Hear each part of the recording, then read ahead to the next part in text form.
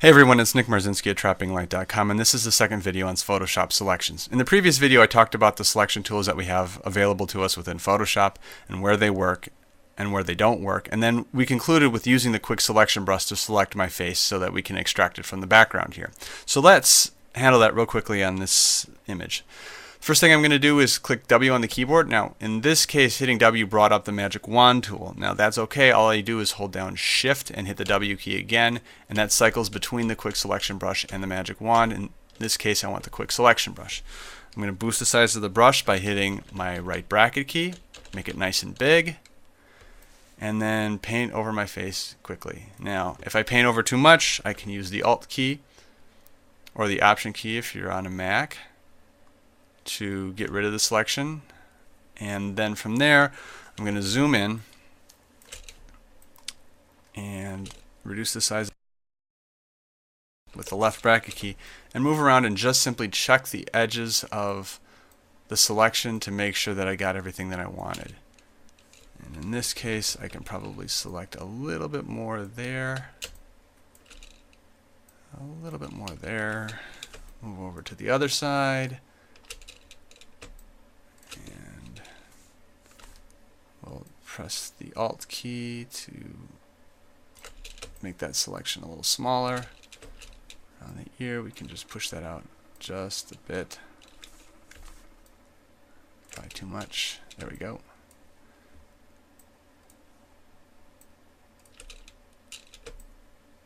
And I'm happy with that. Let's zoom back out. Okay. So last time this is pretty much where we ended. We made a layer mask and dropped the white background behind it, and there were problems with that. The hair up here didn't look really good, and there was also some fringing on my neck here. So today that's what we're going to work on. And what we're going to do right now is we're going to click on this Refine Edge button that's up at the top, and that brings up its own little dialog box here. So we're going to just go through that bit by bit. Now I'm using Photoshop CS6, and if you're using CS5 and above, this is the dialog box that you're going to see. If you're using Elements, the latest version, which is Elements 11, is going to have the exact same options as the Photoshop CS or CC version. If you're using an earlier version of Elements, however, you're going to have a lot less functionality. So if compositing is something that you're interested in, you're going to want to have the latest and greatest, whether it's Photoshop Elements or Photoshop Creative Cloud. Doesn't matter, same options in either one. So let's go through it. In this view box area here, I can choose how I want my selection to look. So I can have it on marching ants, overlay on black. I can make it look like a layer mask. In this case, because I know I'm going to drop it onto a white background, I'm going to choose on white. Below that there's an edge detection tool, and this is really where the Refine Edge shines. In order to show that, I'm going to click this Show Radius button right here. Now it's going to turn everything white, and that's because we haven't told Photoshop how to select the edges yet. But if we take this radius slider and we start dragging it, what you can see is that Photoshop is looking at the edges of the selection and it's deciding what it needs to select and what it should throw away.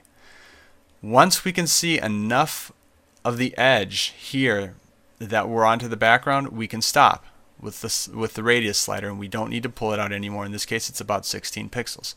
If we want to be even more precise, we can check the Smart Radius button, and what that does is that tells Photoshop to look very closely at the edges, and the ones that are hard, that are very, very stark, it's going to have a smaller radius. But for those parts of the selection where the edge is a little bit less defined, such as hair for example, the radius is going to get a bit bigger.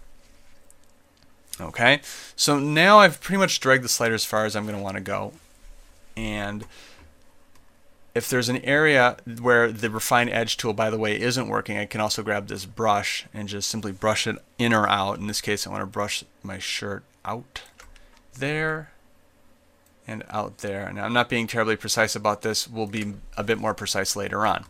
I can uncheck the Show Radius button, and from here on out most of the options are pretty self-explanatory. Smoothing, I'm not going to do any smoothing on because I want these edges with the hair to appear somewhat jagged, like it's real hair.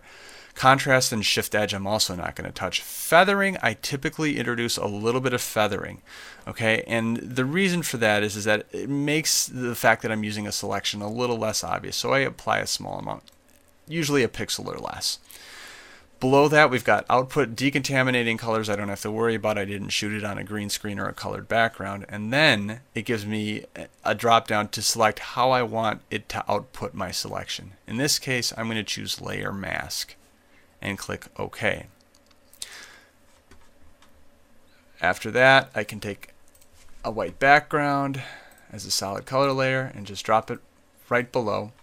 And you can see that it looks pretty good. For the most part, it got my hair. There's a little bit of weird stuff around my neck here, but for the most part, it's pretty good.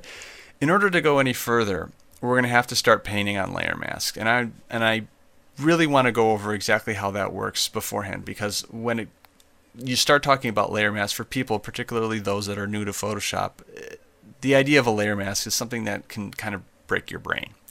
So let's start off with an example. Here's a file, and all it's got is 2 layers on it, which you can see in the layers palette down here. It's got a red layer on the bottom and a green layer on top.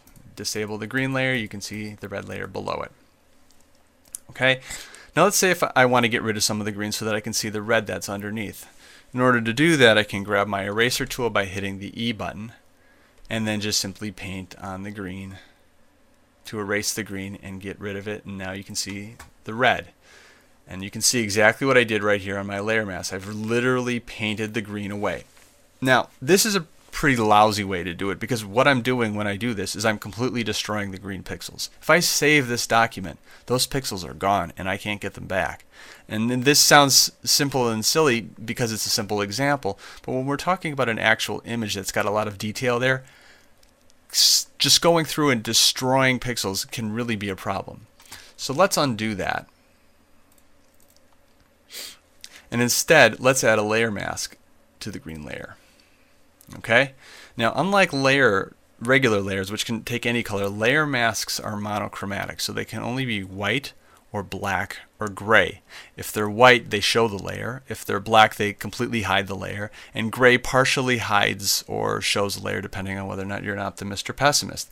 The darker the gray, the more the layer is hidden. So the simple reminder here is that white reveals and black conceals. As you can see here, the layer mask is white, and so all we see on the image is green. But if I grab a brush tool by hitting B on my keyboard and paint on the layer mask, I've got the layer mask selected. You can see the brackets around it. If I paint on the layer mask with black, setting my foreground color here to black,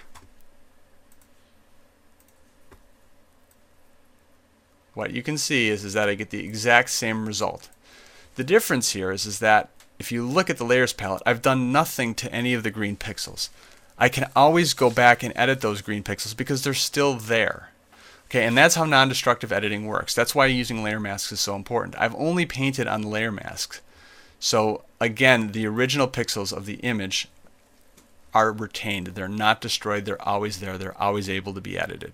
So let's go back to the original image.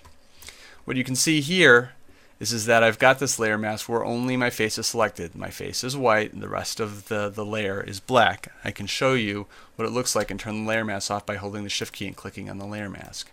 And that puts a red X in it.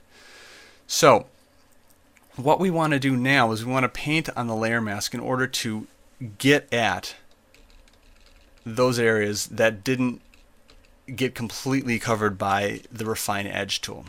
So in order to do that, we're going to go and zoom in again along on the edges, and we're going to see where there's some fringing like there is. You can see a little bit of purple right here. Now, in order to take care of that, what we're going to do is we're going to grab a brush. In the brush menu, we're going to make sure that the hardness is set to 0, so we want a soft brush, completely soft brush. Hard edges look really, really bad. We're also going to take the flow and we're going to set it down low. And the reason why I'm going to do this is because it allows us to paint without laying down a whole lot of paint on the layer, I guess, and it keeps the edges soft. So that's the first thing to do. The next thing that we're going to do, and I can't take credit for this tip because I got it from Matt Kloskowski's book on compositing, but it's a tremendous tip and I can't not tell you how to do it, is to go to the brush mode up here and to take it and to turn it to overlay. So we're using an overlay blend mode on our brush. Now how that works is that it allows you to paint over any pixels on the layer mask. Because our layer mask is selected, we're painting on the layer mask, we're not painting on the layer. So you can paint over any pixels on the layer mask that are gray, but it will not touch any pixels that are white or black. And because we're painting on the fringes here of the layer, that's where those pixels are most likely to be gray. And so using overlay ensures that we're not being overly harsh with our painting. So we're going to just simply go through, make the brush a little smaller. Black and white I can toggle using the X key. So black conceals. Paint on that and get rid of the purple there. Moving up to my hair here, there's probably some additional hair that can get revealed.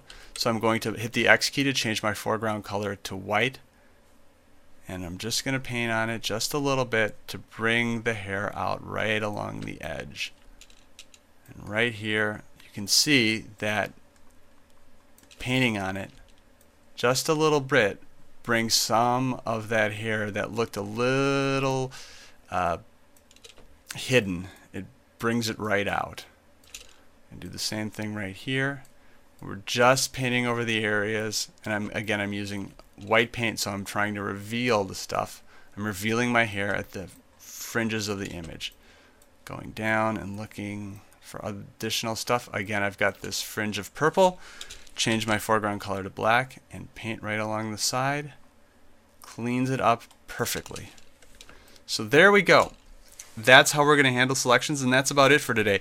In the next video, I'm going to go over some simple retouching tips that we can use to fix some of the other faults that I have with this image. In the meantime, hope you enjoyed the video. Hope you stop by for the next video on Thursday. Again, my name is Nick Marzinski with TrappingLight.com. Thank you.